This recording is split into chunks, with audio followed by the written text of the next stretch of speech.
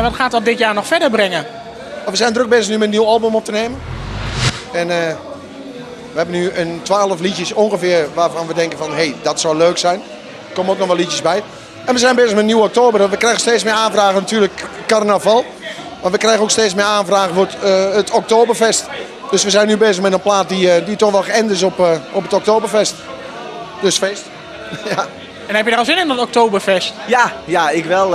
Dat is denk ik steeds meer opkomend iets in Nederland. En 10 jaar geleden gaf daar nog weinig mensen om. En tegenwoordig heb je hele grote feesten met lange tafels en echt mooie grote feesten. Dus ja, wij zijn blij dat wij daar veel voor benaderd worden. Ja. Dus het wordt voor jullie in ieder geval een warme zomer.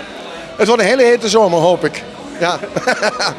Wat je ook wel eens ziet tegenwoordig is dat artiesten albums weer uitbrengen op oude mediums. Ik heb nog zo'n oud cassettebandje van de Havenzangers. Komt dat nog weer terug? Nou, ik moet je zeggen, als je het daarover hebt. We hebben ooit een gouden muziekcassette gehad. Voor de eerste muziekcassette aan de strand zijn verlaten. En ik moet zeggen, dat is wel mooi. Als je hem ziet staan, toch wel uniek. Als je dan weer teruggaat in die tijd van die cassettebandje. Ik denk dat het niet meer kan in deze tijd. Ik denk dat het niet meer mogelijk is. Maar op zich zou het helemaal niet verkeerd zijn. Ik bedoel, vinylplaten zijn er weer. En ik weet wel dat vroeger veel van die truckdrivers die hadden... Misschien moet Hesselen doen, hè? Cassettebandjes maken, want die hadden er.